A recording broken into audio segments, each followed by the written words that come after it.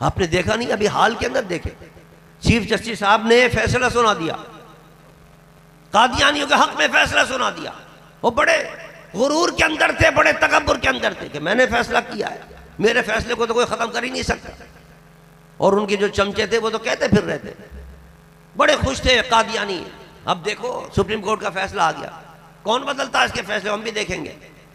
लेकिन आपने देखा आशिकाने मुस्तफ़ा पूरे गलियों में, कूचों में, बाजारों में, कस्बों में निकल के आ गए, जलसे शुरू हो गए, खत्म नबूवत के जुलूस शुरू हो गए, कॉन्फ्रेंसें शुरू हो गई। चीफ जस्टिस साहब को एहसास हो गया यह मामला कोई दूसरा सियासी नहीं है, फैसला कर देता हूं मैं सियासी फैसला। छोटे मोटे एहतजाज होते हैं, वो पुलिस उन एहतजाजों को, फौजी आ जाते हैं, उन एहतजाजों को खत्म कर देते हैं। लेकिन ये आशिकाने मुस्तफ़ा का मामला ये खत्म नहीं होगा, एहसास हो गया उनको। कहा कि उलमा को बुलाओ, वो मेरी रहबरी करें, मेरी रहनुमाई करें। 7-8 उलमा को उन्होंने दावत दी पूरे मुल्क से, जिसके अंदर एक मेरा नाम भी था। मुझे भी उन्होंने बुलाया, हमें भी दावत दी कि आप मिली यकजहती काउंसिल के सरबराह हैं, जो तमाम पाकिस्तान के मजहबी जमातों का सबसे बड़ा इत्तेहाद है। आप आएँ और आकर हमें बताएं कि हमने अपने फैसले के अंदर क्या क्या गलतियां की। अल्हम्दुलिल्लाह हम गए, मिली यकजहती काउंसिल की हमने नुमाइंदगी की, वहां जाकर पाकिस्तान की तमाम जितनी मजहबी जमातें, तमाम मसाले की जमातें, अल्हम्दुलिल्लाह उनकी नुमाइंदगी की जाकर। वो मैंने कहा कि चीफ जस्टिस साहब ये क्या आपने फैसला कर लिया, मुल्क इस वक्त मुतामिल नहीं हो सकता इन फैसलों का। मुल्क के अंदर अबतरी फैली हुई है, सियासी अबतरी है, मुआशी अबतरी है, इक्तिसादी अबतरी है, हालात बिगड़े हुए हैं, और उसमें आपने ये फैसला कर लिया। मुल्क के अंदर एक आग लगी हुई है। उन्होंने कहा कि हमने आपको इसीलिए बुलाया, हमने आपको इसीलिए दावत दी है। चीफ साहब ने कहा, चीफ जस्टिस साहब ने, आप बताएं और हमारी रहबरी करें कि हम इस मसले को कैसे हल करें। मैंने कहा कि मेरे कायद अल्लामा शाह हमद दुरानी रहमतुल्लाह अलैह ने मुत्तहिदा मुजलिस अमल बनाई, और इससे पहले इस्लामी मिली यकजहती काउंसिल बनाई। मिली यकजहती काउंसिल इसलिए बनाई थी कि पाकिस्तान के अंदर जो मुख्तलिफ मसालिक के लोग हैं वो अपने अपने मसलक पे कायम रहें, अपने अपने मसलक को रखें। लेकिन इस्लाम इसकी इजाजत नहीं देता कि आप एक दूसरे को कत्ल करना शुरू कर दें मसलक के नाम पर, इसकी इस्लाम इजाजत नहीं देता। और पाकिस्तान के अंदर ये साजिश हुई सन 80 के अंदर, बाहर का पैसा आया और एक दूसरे को मारना शुरू कर दिया। उसने कहा इसको मारो, उसने कहा उसको मारो, कत्ल आम शुरू हो गया। और साजिश ये थी कि जब मुसलमान मुंतशिर होंगे, एक दूसरे को मारेंगे, कत्ल करेंगे, तो अमेरिका आके कब्जा कर लेगा, यूरोप आके कब्जा कर लेगा। इस तोड़ के लिए मैंने कहा, मेरे कायद ने मिली यकजहती काउंसिल बनाई ताकि मुल्क के अंदर फिरकवारियत की आग न भड़के। मुझसे पूछने लगे चीफ जस्टिस साहब, जनाब काजी फाइसा साहब, ये आपकी जो इत्तेहाद है, इस इत्तेहाद के अंदर कितनी जमातें हैं? मैंने कहा इसमें पाकिस्तान की जितनी बड़ी मजहबी जमातें, तमाम मसाले की, वो 22 जमातें इसकी मेंबर है। एक दो नहीं, 22 जमातें इसके मेंबर है। तमाम बड़ी जमातें इसके अंदर मौजूद है अल्हम्दुलिल्लाह। और हम यही चाहते हैं कि इस जो आग आपने लगाई है, इस आग को खत्म करें आप। और मैंने कहा हम तो इस वक्त और इन दिनों के अंदर गोल्डन जुबली मना रहे हैं। तो चीफ जस्टिस साहब मुझसे पूछने लगे ये काहे की गोल्डन जुबली है? मैंने कहा सन 74 के अंदर 7 सितंबर सन 74 को उस वक्त की असेंबली ने कादियानियों को गैर मुस्लिम अक़लियत करार दिया था। और करारदाद किसने पेश की थी? मेरे आपके कायद अल्लामा शाह हमद दुरानी रहमतुल्लाह ने पेश की थी। लेकिन उनकी हिकमत देखिए, उनका तदब्बुर देखिए, उनकी सियासी बसीरत देखिए। सिर्फ 5 आदमी थे 70 की असेंबली के अंदर नूरानी साहब के पास, और क्या 5 असेंबली के मेंबरों से कोई करारदाद पास हो सकती है? अभी आप देख रहे हैं ना, आजकल हुकूमत को एक करारदाद पास करनी है तो कितने मुसीबतें उठानी पड़ रही हैं। कई मौलाना फजल रहमान साहब के कदम पकड़ रहे हैं जाके, कहीं किसी के दर पे जा रहे हैं, कहीं किसी MNA को पकड़ रहे हैं, कहीं किसी MNA को जनाब अगवा कर रहे हैं कि किसी तरह अदद पूरे हो जाएं। अब 5 आदमी से इतनी बड़ी करारदाद मंजूर करा लेना ये नूरानी का कारनामा था। तमाम जितने उस वक्त के मसालिक के लोग थे, मौलाना मुफ्ती महमूद भी उसके अंदर थे, जमात इस्लामी के प्रोफेसर गफूर भी थे, उनको भी अपने साथ मिलाया, तमाम मसालिक के लोगों को। फिर जो सेकुलर लोग थे, जिसके अंदर वली खां जैसा सेकुलर, जिसकी पार्टी सेकुलर, उसके पास नूरानी साहब गए करारदाद लेकर कादियानी के खिलाफ कि इनको गैर मुस्लिम अक़लियत करार दो। जब उसको कहा कि इस पर दस्तखत करो तो वो जनाब आंख बंद करके दस्तखत करने लगा। नूरानी साहब ने फरमाया पढ़ तो लो वली खां साहब, पढ़ तो लो, मैं क्या करारदाद लेके आया हूं, फिर पढ़ के आप दस्तखत करें। सुनिए वली खां के क्या अल्फाज थे। वली खां ने कहा नूरानी साहब हमें आप पर मुकम्मल एतमाद है, आप जिस चीज के लिए कहेंगे हम आंख बंद करके उसके ऊपर दस्तखत करते चले जाएंगे। नारे तकबीर, नारे रिसालत, नारे रिसालत, नारे हैदरी, नारे गौसिया। फिर सबसे बड़ा काम तो भुट्टो साहब को राजी करना था। हुकूमत तो भुट्टो साहब की थी, भुट्टो साहब वज़ीर आज़म थे। अगर वो खिलाफ होते, अक्सरियत तो उनकी थी असम्बली के अंदर, ये करारदाद कैसे पास होती। नूरानी साहब जब भुट्टो के पास गए, भुट्टो ने कहा मौलवी साहब, नूरानी साहब ये आपने ये क्या मसले असम्बली में छेड़ लिए हैं, फला काफिर है, फला मुर्तद है, फला मुसलमान है। भाई ये आपके मदरसे के मसले हैं, आप मदरसे में जाइए, अपने जामियात में जाइए, अपने वहां जाकर अपने फैसला कीजिए आप कौन मुसलमान है कौन काफिर है। ये असम्बली में आप क्या लिया है। अब नूरानी साहब ने कितनी हिकमत से उसको समझाया।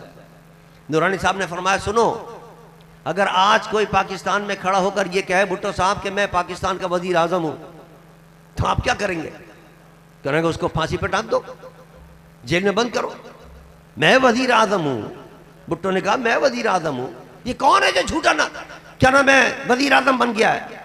नूरानी साहब ने फरमाया अगर आपको अल्लाह ने एक ओहदा दिया है और कोई झूठा उस ओहदे का दावा करे, आपको गवारा नहीं है, तो मेरे और आपके नबी को भी अल्लाह ने खत्म नबूवत का एक ओहदा दिया है। अगर कोई झूठा नबूवत का दावा करेगा, ना आपको कबूल होना चाहिए ना मुझे कबूल होना चाहिए। ताजदारे खत्म नबूवत, ताजदारे खत्म नबूवत, ताजदारे खत्म नबूवत, ताजदारे खत्म नबूवत, नारे रिसालत। बड़ा ज़हीन था भुट्टो, ये बात इसमें कोई शक नहीं। फौरन उसके अकल में आ गई बात और उसने कहा अपने तमाम बुज़रा को कह दिया नूरानी साहब के साथ ताउन करो और मिलकर इस करारदाद को बिल इत्तिफाक पास करवाओ। अल्हम्दुलिल्लाह 7 सितंबर सन 74 को असेंबली के अंदर यह करारदाद पास हुई और अब इस वक्त चल रहा है सन 24, पूरे 50 साल हो गए।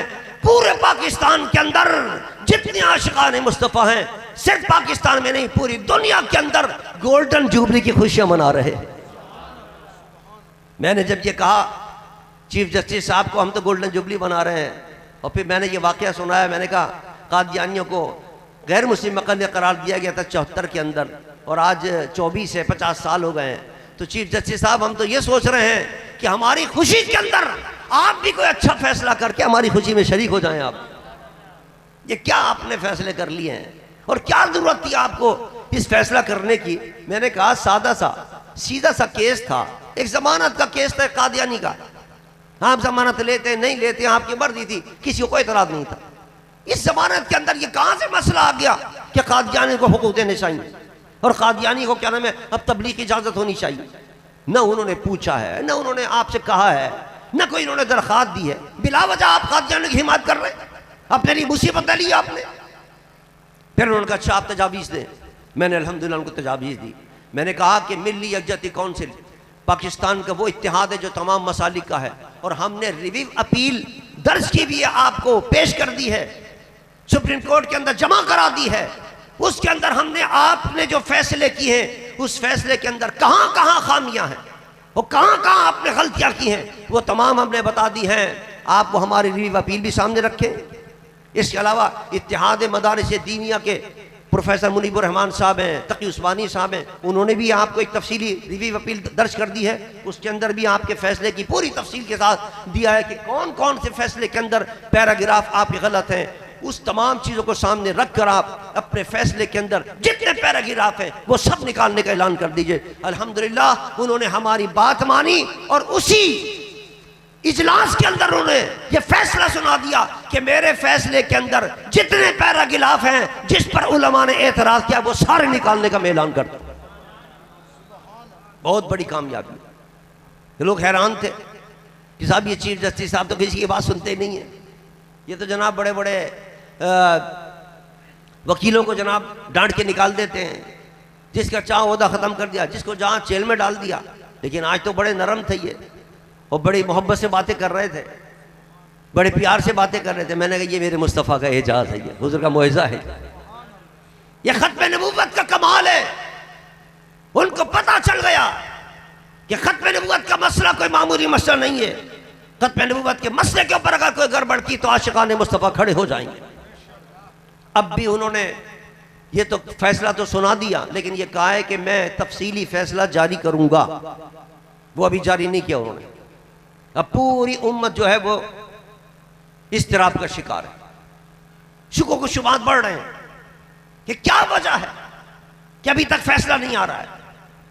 कहीं फिर दबाव तो नहीं पड़ रहा यूरोप का, कहीं फिर IMF का दबाव तो नहीं है कि हम तुम्हें पैसे दे रहे हैं, इस पैसे के बदले के अंदर ये तहफ़्फ़ुज़ नामूस रिसालत का कानून खत्म करो। पहले भी आ चुका ये दबाव, खत्म नबूवत का कानून तरमीम करो, ये इसको खत्म कर दो, कादियानियों को सपोर्ट करो। अज़ीज़ान मन के कोई इल्जाम नहीं है, ये हकीकत है। मैं एक जगह पढ़ रहा था, शोरिश काश्मीरी ने लिखा है कि मैं भुट्टो से मेरी मुलाकात हुई तो जुल्फ़िकार अली भुट्टो ने कहा कि जब मैं वज़ीर आज़म बना और वज़ीर आज़म बनने के बाद जब मैं पहली मरतबा मैंने अमेरिका का दौरा किया और जब मेरी मुलाकात हुई अमेरिकी सदर से, तो अमेरिकी सदर ने मुझसे कहा कि तुम्हारे पाकिस्तान के अंदर जो कादियानी है वो हमारे आदमी हैं, उनका ख्याल किया करो। इससे बड़ी कोई दलील होगी कि किसके एजेंट हैं ये? अज़ीज़ान मन, पाकिस्तान के दुश्मन है ये, इस्लाम के दुश्मन है ये। अल्हम्दुलिल्लाह मेरे कायद ने उनको 74 के अंदर गैर मुस्लिम अक़लियत करार दिलवा दिया था, लेकिन आज भी इनकी साजिशें जारी हैं। आज भी दबाव डाल रहे हैं चीफ जस्टिस पर, सुप्रीम कोर्ट के ऊपर कि तफसीली फैसले के अंदर गड़बड़ कर दी जाए। लेकिन अल्हम्दुलिल्लाह आशिक़ाने मुस्तफ़ा जाग रहे हैं, हर जगह पर ख़त्म नबूवत कॉन्फ्रेंसें मुनक़िद हो रही हैं और हम बता रहे हैं चीफ जस्टिस साहब को भी और इंतजामिया को भी और हुकूमत को भी और इस्टेब्लिशमेंट को भी बता रहे हैं कि खबरदार, फैसला अगर आपका आए तो कुरान और सुन्नत के मुताबिक फैसला करना। अगर खुदा न खास्ता कोई गलत फैसला किया तो आशिक़ाने मुस्तफ़ा तुले बैठे हुए हैं, आधा मैदान के अंदर आएंगे, अपनी जानों के नज़राने पेश करेंगे और इंशाअल्लाह इस नामूस से मुस्तफ़ा की हिफाजत करके दम लेंगे इंशाअल्लाह। ताजदारे खत्म नबूवत, ताजदारे खत्म नबूवत, ताजदारे खत्म नबूवत। और अल्हम्दुलिल्लाह मुसलमानों की ईमान अभी जिंदा है, ताज़ा है मुसलमानों का ईमान।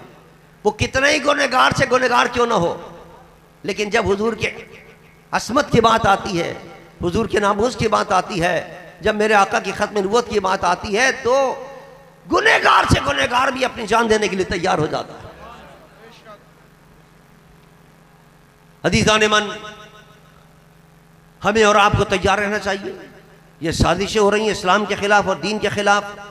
हमें अपना दीन बचाना है और पाकिस्तान को भी इस्लामी स्टेट बनाना है सही मानों के अंदर। सिर्फ इस कानून का तहफ़्फ़ुज़ नहीं करना, बल्कि पाकिस्तान के अंदर पूरा इस्लामी निज़ाम नाफिज करना। ये तो सिर्फ एक कानून से डर रहे हैं, उनको बता दो आशिक़ाने मुस्तफ़ा कि ये कोशिश है कि इस मुल्क के अंदर ये अंग्रेज़ों का काला कानून ख़त्म हो और मोहम्मद मुस्तफ़ा जो निज़ाम लेकर आए हैं, जो मेरे नबी ने मदीने के अंदर नाफिज किया था, वो निज़ाम हम पाकिस्तान के अंदर नाफिज करना चाहते हैं और उसके लिए जद्दोजहद जारी है। अल्हम्दुलिल्लाह जमीयत उलमा पाकिस्तान वाले हैं, दीगर जमातें अल्हम्दुलिल्लाह वो कोशिश कर रही हैं कि पाकिस्तान के अंदर इस्लाम का निज़ाम आए, लेकिन आपको ताबुन करना है, आपको मदद करनी है। इलेक्शन जब आया करे तो ऐसे लोगों को वोट दिया करो जो इस्लाम से मोहब्बत रखने वाले हो, जो दीन से मोहब्बत रखने वाले हो, जो निज़ाम मुस्तफ़ा का नाम लेने वाले हो। जब आप इनको सपोर्ट करेंगे तो इंशाअल्लाह पाकिस्तान में निज़ाम मुस्तफ़ा आ जाएगा। लेकिन चोरों को और डाकुओं को अगर आप लेके आएंगे तो यही हाल होगा जो आप देख रहे हैं।